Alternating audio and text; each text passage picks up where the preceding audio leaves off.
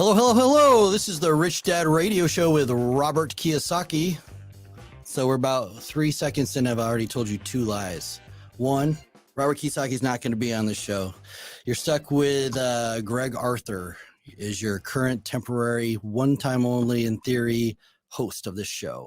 The second lie is it's really not just a radio show. We are on YouTube. We have our own podcast, Spotify, Apple. Like, share, whatever people do there. I don't know.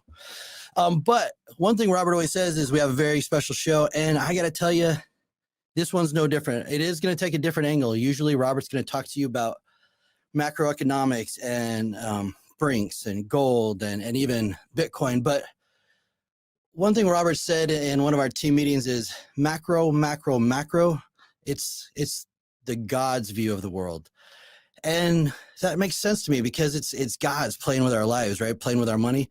But we're going to introduce on this show a different kind of God. In fact, this show's about a man-made God. It's about artificial intelligence. And I know we're throwing that term around all the time. In fact, I'm a little sick of hearing it.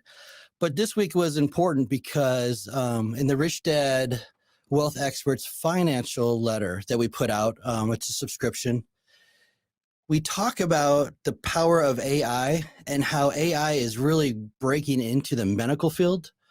And the reason that's so important right now, and then we'll get on to talk more about AI, but with AI in the medical field, the medical world is already exploding. You have all these baby boomers getting at that age where they need doctors' help 24/7. My dad, my mom, they're in that situation. And one thing that was startling that I learned from this newsletter is that it doesn't matter how much money you made. If you didn't take care of your health, you lose almost all your money to healthcare as you get old. And so it's become right now maybe one of the great investments, at least areas you should be looking at. And in the newsletter, we talk about AI because if you can look at healthcare that really features an AI element, it's going to be projected into the future. And anyways, the newsletter is about what a great investment that is. So that really got us talking about AI. And I really wanted to bring in an expert. But instead, what I wanted to do is bring in someone who can relate to someone like you and myself, the audience, about AI, how it's being used now, where it's going in the future. And so we're bringing in Rich Dad's own Chief Technology Officer, Robb LeCount. And Robb is actually heading a team that is building AI. And for Rich Dad, I'll let Robb talk about that in a second. But I want to point out that this show is for you. You know what? It's for you if you're live, because Robb's going to tell us how he uses AI to build his own fitness routine, how he uses AI for himself, for his diet. So this show is for you on a personal level, but also we're going to talk a little bit about AI in the business world and where it's going in the future, where it is now. So with that, I think you can see Robb on the screen. Robb, how are you? I'm doing awesome. How are you today, Greg?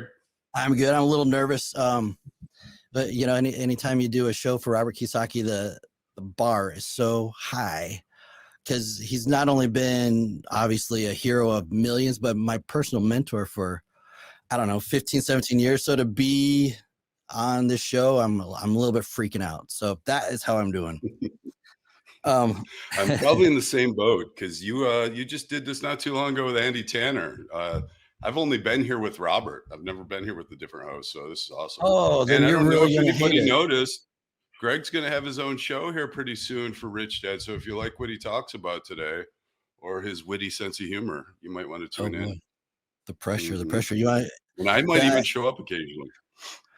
Hey, check this out while we talk about AI, and then I want to go dive right into breaking down some of the buzzwords in AI that are out there. But I went on into ChatGPT for the audience. That's kind of the most popular AI out there that for the common guy.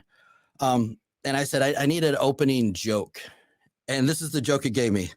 It said, "Tell a joke about the only thing artificial about you, the host, this morning." Is the coffee you put in the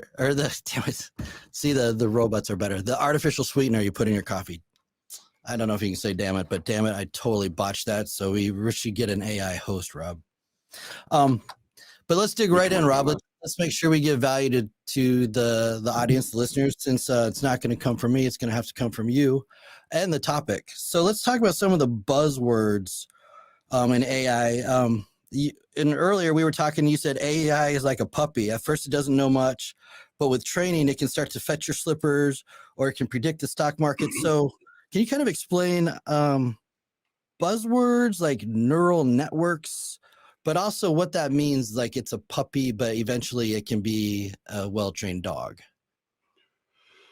Well, I don't think it would be beneficial to explain neural networks because they're extremely complex. But just know that they were sort of the dawn or the beginning of, well, that's sort of where it's at now.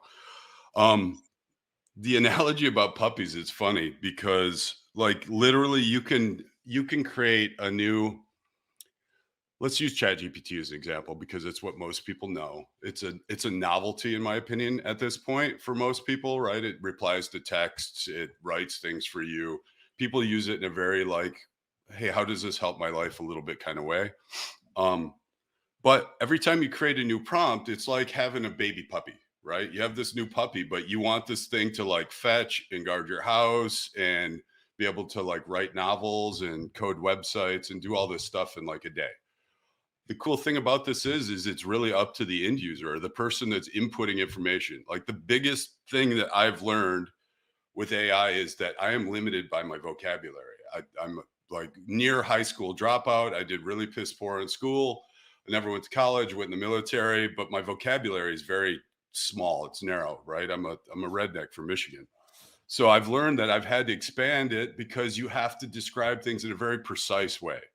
In Or English, not coding language. This is English. no, no, you have to talk to it like you're literally like maybe it's a baby that could understand like English at the highest level when it's born, but you have to explain what you want it to do today, right? Okay. Like you don't have a lifetime to train it to teach it to do things. You want it to do stuff like instantly. So you Okay. have to be very precise and you have to use words that are very accurate to what you're trying to accomplish. So let's do this because I want to make sure the audience gets this. One, you use the term prompt, so we need to explain that a little bit. But let's explain it as how you personally have used it to create your exercise program, so that they can see how this works for anyone. It's not just an investing tool or a business tool. Like everyone who's paying attention to this show can use AI to make their life better. So can we do that? Why don't you say how you use it for fitness and then explain what a prompt is and how you've gone forward with those? How about we'll reverse it? I'll explain what a prompt is first. A prompt is just your own small version or a copy or replica of a newborn baby, right? You have a new version of this AI at its base training level, meaning like if it's not internet connected, I think it was September of 2021 that it learned everything on the internet and it knew that information at that point. Now, ChatGPT, if you're a paid subscriber, you can get GPT-4 connected to the internet. So it's more real time. So a prompt is essentially the thing that you need to train. It's the thing you're going to communicate with. It's going to feedback information to you. You have to tell that prompt exactly what you want it to be specifically. I thought the prompt was the directions you're giving. I thought the prompt is what you type into your computer, Nope. but The the prompt prompt is is, actually the AI. yeah. And Oh, it's funny because they used a smart term because really what it is to most people, a prompt is like where you type your text messages, where you put in your email, whatever. It's the same mechanism, but in reality, it's just a replica of the base model of that, whatever platform you're using. okay. Okay. So you want to use it to create a fitness program for you. What are you typing into it? How are you communicating to it? And we'll keep this short because we really want to get on to business and things like that. But Yeah, definitely. I'll keep it as short as possible. So what I did is I started off telling it what I wanted it to act as, right? I wanted to be a physical trainer and a nutritionist. I wanted actually I used I think world renowned or world something. I like wanted it to be very bombastic and huge. And I think I used Michelin star chef or something like that.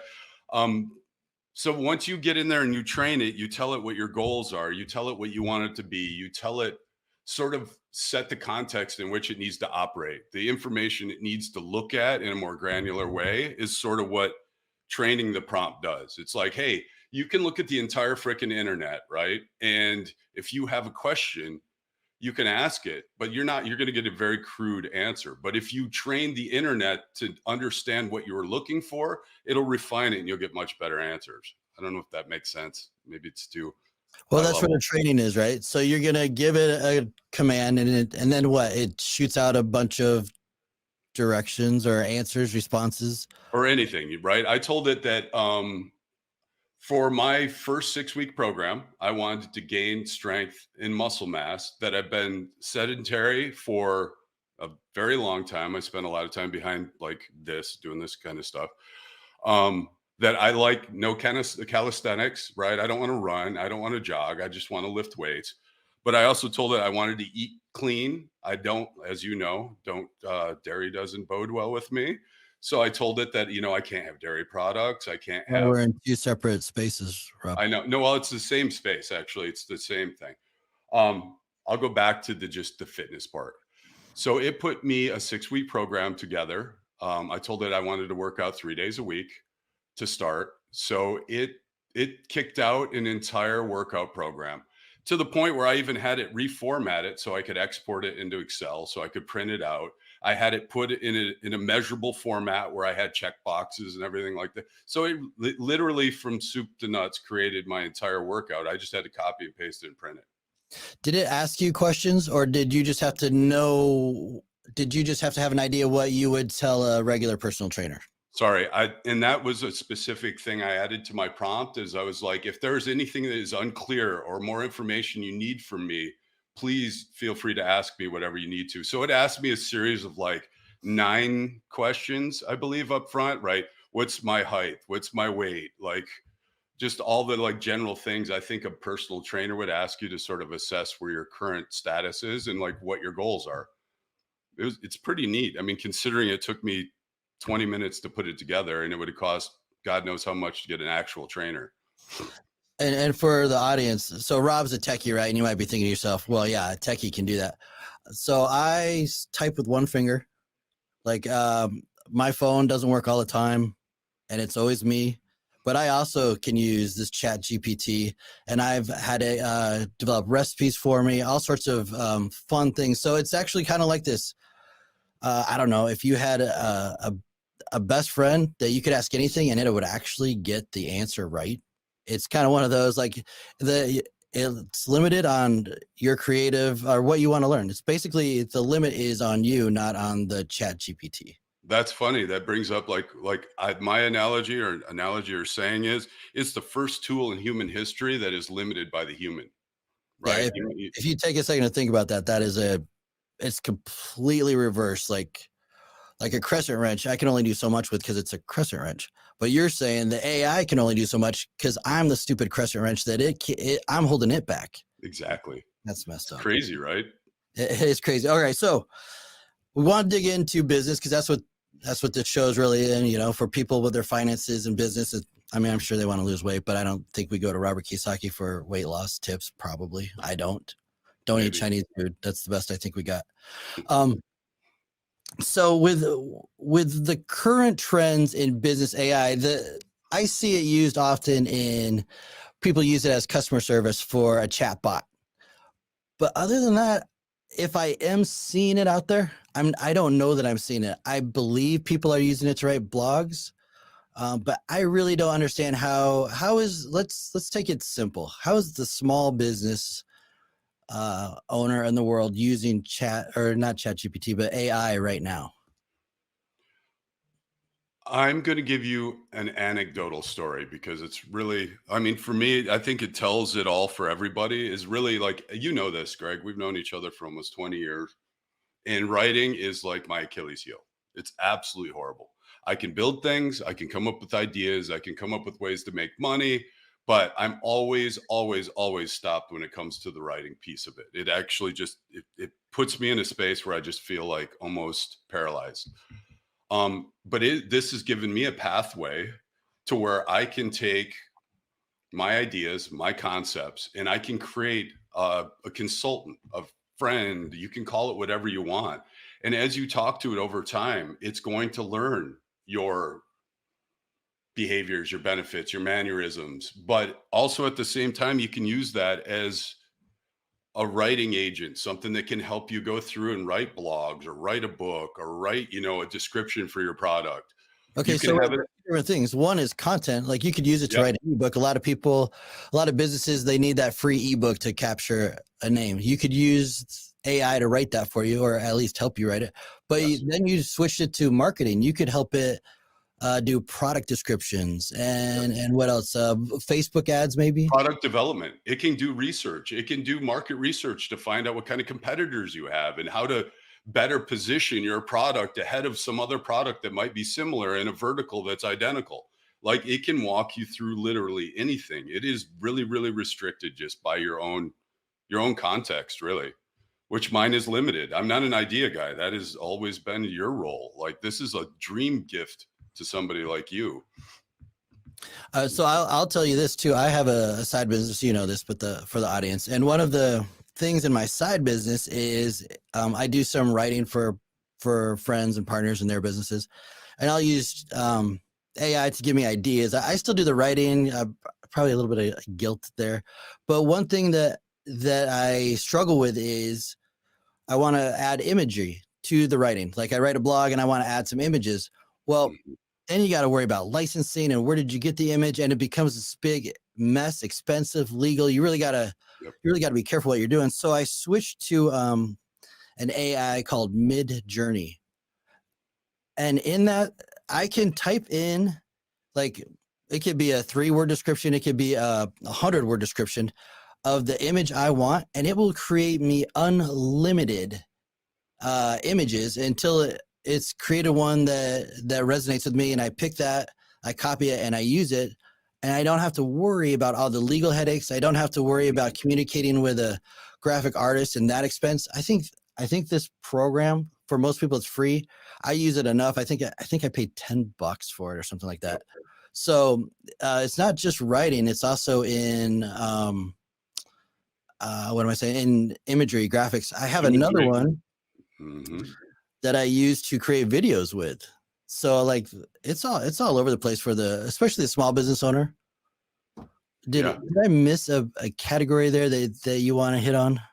I mean, it sort of branches into the like ethics of use, also like the impact that there's going to be on future, like on people's jobs, right? I know a lot of people are terrified, like, holy crap, are robots going to take my job? Maybe not, right?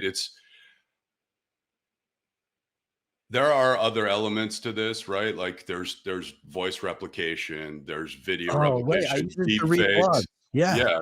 So, I mean, there's so many ways this can be used, but you get into those, right? And then you could look at those and like see the unethical uses of those. People could leverage them and take things away. Like one of the biggest fears in my circle is like honestly, and I don't want to get into politics really, is the next presidential election. I mean, by the time that thing comes around, we use the term, it's violently growing. I've been in technology for 25 years. I've never seen anything like this, right? I pick a service that I think is amazing, and like 6 days later, it's obsolete. There's 4 other ones that are 10 times better. Everything is moving at such a rate when it comes to this. But personally, I think that if you embrace it, if you find a way that you could just leverage it and use it in a very novelty way, let it write a text message to your girlfriend after you pissed her off or whatever. But at least it opens your mind up a little bit to using the tools in the way they're used, because that'll give you a better look into the sort of the future, the way things are going. I hope that answered your question. So yeah, you kind of actually went into my next question, which is the dark side of AI. Before we dig too deep into that, I have a confession. I actually wrote a love poem for my wife using AI, and the ethics came in because I felt so guilty when I handed it to her that before she even read it, I was like, AI wrote it for me, because it did a better job than I could have done. The stupid robot was better with my emotions than I was, which is super irritating, by the way. But then my guilt, because there is an ethical consideration you have to think of every time you use this, which is pretty fascinating. My wife and then we won't talk about my personal love life anymore. I think I promised. She actually had AI write me a song, which was amazing. I ended up crying and being a big old baby about the whole thing, but we're not gonna worry about that either.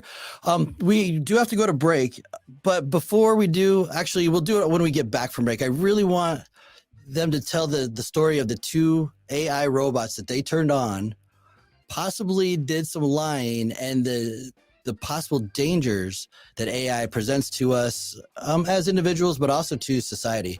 So I really want to get into that right when we get back, and then we'll hit into the future of AI in business. And thank you for listening to the Rich Dad Radio Show without Robert Kiyosaki. Without. Today's show is sponsored by Gold Alliance. If you're concerned about high inflation, looming recession, a troubled banking system, or out-of-control spending in Washington, this is an important message to hear. Because the fact is, during every major crisis in U.S. history, many of those who failed to prepare watched their savings, investments, or retirement funds go down, while many with the foresight to own gold helped preserve their purchasing power. Gold even made some folks richer. Now we're facing several major crises at once, and experts say we may soon face even more economic trouble. So please don't wait. Learn the simple way you can diversify with gold and put yourself on the road to financial peace of mind, even in uncertain times. The new free 2023 Gold Guide from our friends at Gold Alliance can show you how. Just visit www.freegoldguide.com/Robert or call 1-800-473-4585. Republican Governor and conservative commentator Mike Huckabee says Gold Alliance is the only gold provider he recommends to his friends and family. Find out why and visit freegoldguide.com/Robert or call now at 1-800-473-4585. Feeling powerless over current events and your financial future? Financial freedom is your freedom. Robert Kiyosaki is the best-selling author of Rich Dad, Poor Dad. Over 40 million people have taken Robert's advice. Now it's your turn. Attend Robert's free virtual wealth building event. Claim your free access now at richdadfree.com. Don't wait, access is limited. Go to richdadfree.com. That's richdadfree.com. All right, welcome back to the Rich Dad Radio Show, the good news and the bad news about artificial intelligence. You can listen to the Rich Dad Radio Show anytime, anywhere on iTunes or Android and YouTube. So please leave us a review anytime you listen. Please click those buttons, get notifications, join, subscribe, all the good stuff. But I think the most important for us is comments. We'd love to know topics you'd love to hear. We'd love to get feedback on how to be better. Not too long ago, Robert had his birthday, and there was a flood of happy birthday to Robert. That was just super cool. So the comments that you guys leave most of the time are very much appreciated. Sometimes they hurt my feelings, but we'll talk about that another time because this is not a show about my feelings. This is a show about robots and their feelings. So we left this talking about kind of a horror story of 2 AI bots. Are they called bots, Rob? These were chat bots. Yeah. I mean, that's accurate. Yep. Can you kind of get into the 2 bots that were left to their own devices? What happened to this? And is this the story that everyone's hearing on Facebook? Yeah, I mean, it's the Facebook, or actually just social media in general, where they had 2, chat bots that created their own language. The engineers or whoever were training or doing the test on these got freaked out, and they unplugged them and shut them down, and we've never heard about it since. Well, I think that was in 2017 or 2018. And I came across an article from 2021 where apparently it wasn't fully debunked, right? I mean, that these chatbots were their goal was to barter. They're like, say it's like I don't know, a trinket, and they want them to barter to see how that they would communicate and figure out a path forward without human interaction. Well, they didn't give them the proper set of rules, right? Okay. And one of those rules was like communicate in English, communicate in a way where we can measure the tests that we're actually doing. So they created their own language and started to barter between each other. It didn't really result in an unplugging or, shutting down the AI. What it resulted in is them changing the training that we talked about earlier to refine it and be more precise and tell it what you want it to do and the way you want it to do it. as opposed to just give it free will to like do whatever the hell it wants. All right, so I'm going to ask you to restate some of that in a way that makes it so I can sleep tonight. So what I heard is they set up these two AI bots and they gave it a goal. Yep. And eventually through, because they can talk rapidly, I'm assuming like at the speed of light, whatever, their language became so rapid, so evolved, so fast that humans can no longer understand it, which to me then says, you know, these robots they're getting rid of the human element already. These are like basic AI, and they're already feeling the need for whatever reason to eliminate the human component. And that is terrifying because we're giving AI, we're giving AI our health information, a lot of personal data, which by the way, I'm going to tell you right now, don't do, not yet, not till you know what you're doing. But, and then the idea that these bots have somewhere in their core DNA, we don't need humans, is scary. So yeah, can you, one, did I perceive that right? And two, please make it so that I don't feel the world's ending tomorrow. So I think that the inherent fear, and understandably so, is that this AI took that path because it wanted to cut out its human counterparts, right? That's terrifying, right? But in reality, the way it's designed is to be efficient. It's to find the quickest, fastest way to a solution. These two chatbots just found it more efficient to identify a solution for them to be able to communicate in a very shorter way. It was like almost like murmuring, but they knew that they were communicating. It wasn't like they created some complex, like Aramaic or some like weird language. They just created some crude way to like sort of mumble to each other, which made their goal or the reward that they were looking for more efficient. And it wasn't getting rid of humans.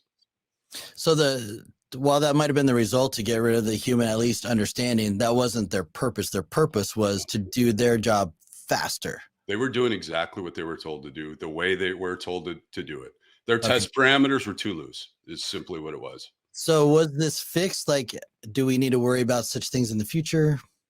We have to figure about, we do have to sort of worry about people like using it in nefarious ways, obviously, right? I mean, there are people that I'm sure that are building hacking programs because it can code for you. It can find, vulnerabilities in things. But I also think that the technology for detecting and identifying AI-based like behaviors is also growing at the speed of light. So I think that the people that are fearful about the things that you're talking about are doing everything in their power to ensure it doesn't happen. I don't see a lot of unethical things happening. Like I said before, mostly the thing I see is people using this as a novelty. It's a toy, right? And it's for fun. So this leads me kind of into a two-parter. One, I keep hearing some kind of cool things that AI is going to eliminate the jobs of teachers, a lot of jobs. So first, it's scary. Like already I've eliminated some graphic designers. I've eliminated some blog writing, not really, but that's one of my goals. But teachers, lawyers, I've heard their jobs are in danger. A lot of doctors, their jobs are in danger. So my two-part question is, oof, it's more than two. Okay. How accurate is that?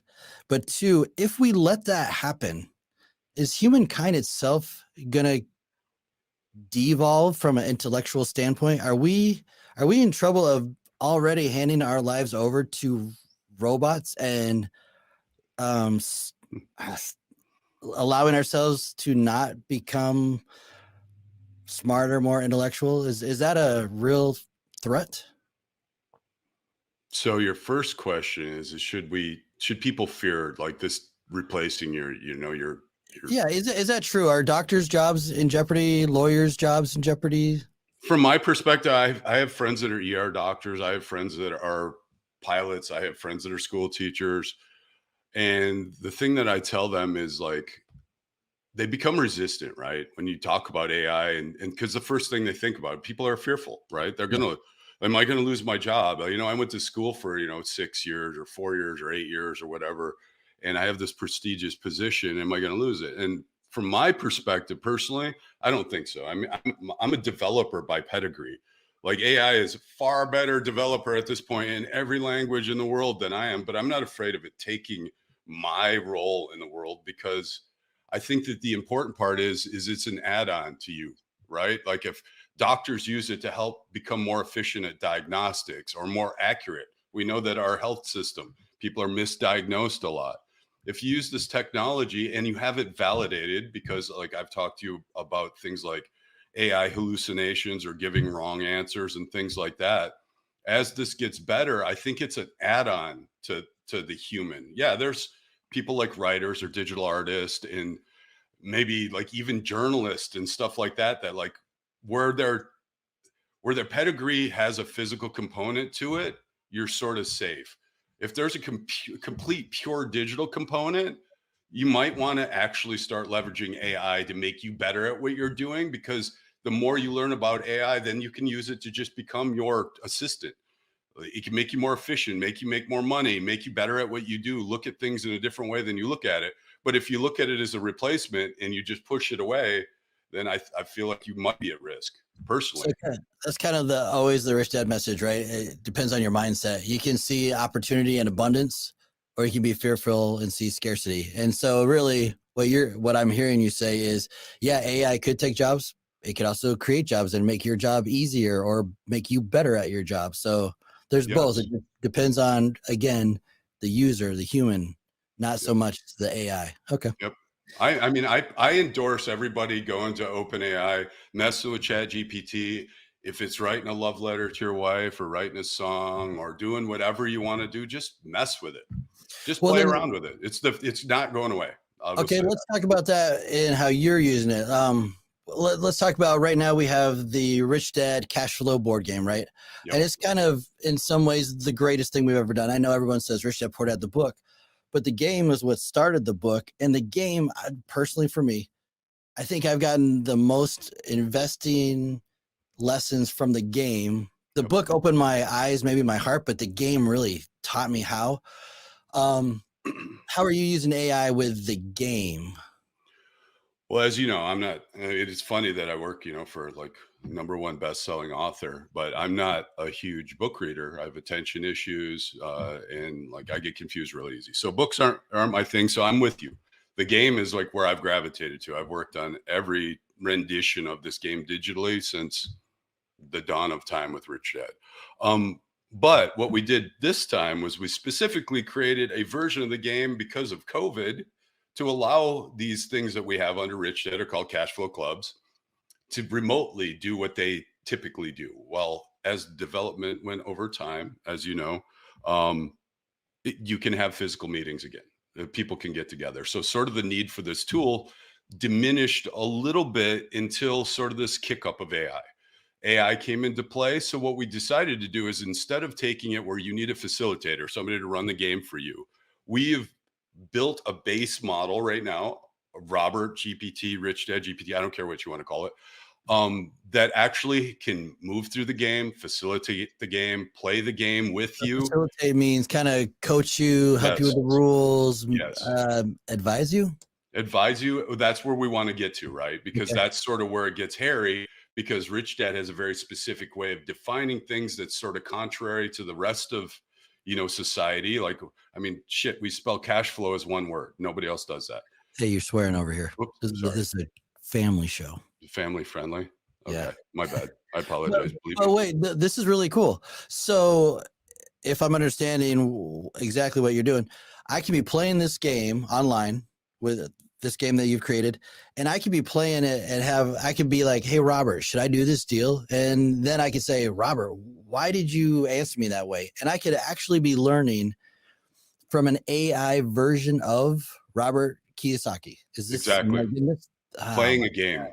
Playing a game. Nuts. It's not like sitting there watching a video or reading and taking a quiz. It's like literally something that most people resonate to more, which is actually doing things, right? Playing gameplay is like closer to actually doing things than reading a book or listening to a lecture or watching a video or whatever else is in the cone of learning, right? Gameplay is up there next to like actually doing the real thing. Well, so So for the audience, the cone of learning it's inverted, I think, yeah, pyramid, And the things on the bottom are the least effective ways of learning or teaching. And the things at the top of this pyramid are the best ways. So the best way to learn anything is just go out there and do it, doing the real thing. But the second best way is simulation, which is why the game is so effective and so powerful. Correct. The worst way is reading and listening to lecture, which is funny because school. But one of the other top ways is discussion. So if I'm understanding this, you could be having a discussion with the AI version of Robert Kiyosaki while playing the game, simulating the real thing. So your learning would be like exponential. Oh, even further, you could actually be playing the game with 3 or 4 other humans and actually have Robert Kiyosaki as sort of your, I don't know, your mentor, I don't know. I don't like using those words a lot, coach, mentor, because they're a little weird, but just think of your AI sort of Clippy from the old Microsoft days. He's your rich dad wealth expert. Showed in There you your go. Hey, can you make it so he can only talk to me and not the other players? Because that way I want to win. 100%. Smoke him. Yep. Oh, Yeah, that is amazingly cool. That's fair. Hey, winning's expensive, man. Yeah, I mean, like, and based on your ideas, just for fun, so other people know, is like we want to take and sort of learn the behaviors of other, like risk tolerances, people like Warren Buffett or Elon Musk, and maybe we want to create a persona of them that you could play with, right? I mean, there's so many like little nuance elements, and again, it goes back to like the tool is limited by your brain. Yeah, that's incredible. Yeah, that's kind of the lesson here is that AI is great and all, but it still boils down to the user, the person. It's still always coming back to us. And so instead of being afraid, let's embrace these things and make them or allow them to make us even better, which is pretty cool. Yeah. However, I did just learn something. I read there's AI, but there's also what's called AGI, which when we come back, we're going to take a really, really short break. When we come back, I want to explain the difference because I think the Terminator might be not too far around the corner. And nightmares, children, fear, dinosaurs under beds, we should all at least know this is a reality coming. So we're going to take a quick break, and then we're going to come back and talk about AGI.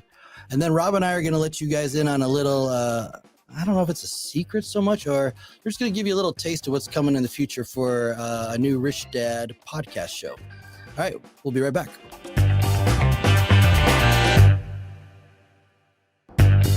All right, we're back to the Rich Dad Radio YouTube podcast show. It's hard to a mouthful. Maybe I should just stay with radio show and just give up. But anyways, we're back to the show where we're going to talk just real briefly about the difference between AI and AGI. Now, Rob, AI is artificial intelligence. What is AGI? G as in goose. Or general. So AI, let's go back and like, so AI is user driven, right? AI requires you to go in and ask it questions and define what you wanted to do and goals and like all the things that come with training. AGI is essentially the human consciousness, right? It's its ability to be curious. It's its ability to solve problems on its own. It doesn't need a human counterpart to go in and identify its own needs and what it wants to learn and what it wants to do, and its ability to generate other things that can do the things it wants it to do. Like it can create its own minions, its own whatever. AGI is for me a little scarier. What's the point of it? Why would you even? Efficiency again, right? If you look at AI as a whole, like we've discussed, the human is the sort of roadblock, right? We're the thing holding the AI back from its full potential. AGI personally freaks me out a little bit more because it's giving AI, it's not necessarily giving it freedom, but it's giving it more freedom to be more conscientious, which could be concerning. This is the AI in Terminator. It is the AI Skylab, and it's artificial general intelligence, meaning that the AI has base human concepts baked into its basic training. Where right now the say ChatGPT is just based on data. Right. So you might not know this, but I'm going to ask anyways. Whoever's developing AGI right now, is it in like a little box that can't get out of a room and there's no internet connected to it? And is like, are there protections in place? Presumably so, but like anybody can develop this stuff. That's the thing, is like you could develop this in a cave in like Kazakhstan, right? You can literally do it anywhere. It's like Tony Stark level stuff. So, but you also have to be extremely intelligent, like high level mathematician. So I don't know if I'm necessarily fearful of it, because I believe the people that are smart enough to actually create it are smart enough to control it. It's if some idiot figures out how to create it, which is highly unlikely. Are they using it like early on in the show? In the I talked about our wealth expert newsletter that's coming out, or probably just came out by the time this show airs. And there's a link to it right there. That's so cool. Hey, producer person, you are amazing. But they're doing AI in the medical field. Yeah. If you did AGI, it could like it could analyze the human DNA, whatever, and create a virus in seconds and kill out the whole world. They're already using it for that, actually. They ran the human genome through this stuff, because there's parts of our genes that we don't understand as humans, right? Okay. But if you give, say, humanities education to a bot and allow it to look at something, it sees different perspectives. They've ran something like, I want to say close to 20,000 brain scans of older folks through this sort of to try to identify things in their brain that might cause dementia or whatever else. But through AI or AGI? AI. This is Okay. still user driven. I don't know They're any of not this using AGI. AGI.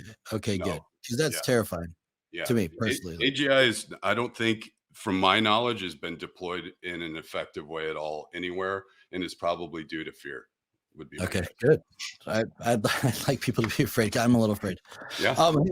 I did promise the audience that we'd give just a little brief insight to the new show that you and I are going to do. It's probably, you know what, in hindsight, it's probably why they let us host. That makes sense. It feels a little devious. Anyways, Mhm. it's called the Rich Dad Blue Collar Show. Nope, it's called the Blue Collar Rich Dad Podcast YouTube show. I don't know. It's very confusing. Oh, look at that. They changed the screen for us. These producer people. I bet you they're AI. Holy cow, they're magical. Is it AI? AI. You can't replace this with AI. You'd have to. You don't know. I bet you they You'd did. have to just know when to do it. AI would have to be that smart, and it needs a person to tell it to do it. So to the audience, well, I'll make this really fast. This show is really about how to take the lessons of Rich Dad and apply them to your daily life. And a lot of times we at Rich Dad talk about wealth preservation. Like you're $1 million, but the end of the world's coming. Buy gold. Well, for some of us, we don't have $1 million. We're not trying to preserve our wealth. We're trying to build the wealth. And so this show is about getting back to Rich Dad, Poor Dad and wealth building strategies. Part of it was even on this show. We'll have segments where we talk about tools to use. And we talked about how you could use AI in your small business early on in this show to do blogs, imagery, to read ebooks, write ebook, all sorts of different things.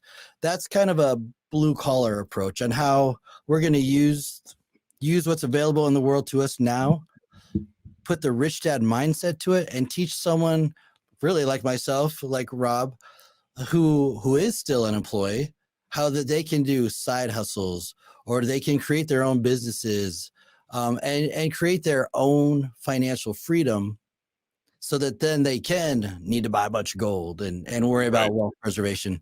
So we really wanted to create a podcast focused on, we call blue collar. I'm going to really, if we're being totally honest, it's really for the middle class.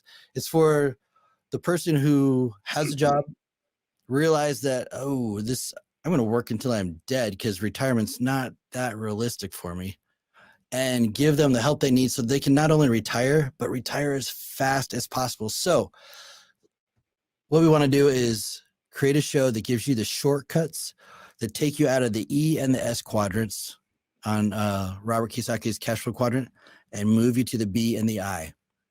And we want to give you everything we've learned. And we want to give you every tool we're aware of out there.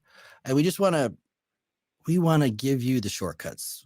If there was one word, it would be shortcuts. That's what the show's about. Anything shortcuts and fun. Can we say it's about fun too? I want to have some fun doing it. I want people to be entertained. That means he's asking for permission to burp on the show. Or maybe curse once in a while. A little cursing. Well, we'll talk to our AI producer on the cursing. I don't know. I'll try to keep it NC-17. All right. That sounds reasonable to me. So, hey, Rob, thank you for doing the show. I know it was a little bit of an emergency for us to get on, help out Robert a little bit, but it was a blast. I learned a ton. You and I talk AI all the time, and I still learned a bunch of stuff. So thank you so much, dude. It was great. And if you're listening, please leave comments. Tell Rob how handsome he is. He gets shy and bashful, and he needs to hear it. And I need reassurance. Last time I was on the show, there were a bunch of bald jokes. So keep your hat on. By the way, I'm bald too. Oh, I just wear a hat so Greg and I don't look too much alike. I'm not sure what you're thinking. All right, everybody, thank you for staying this late into the show. We had a blast. I had a blast. And Rob, thank you. Producers, thanks for letting us do this. It was a good time. And we will see you on the Blue Collar Rich Dad Podcast.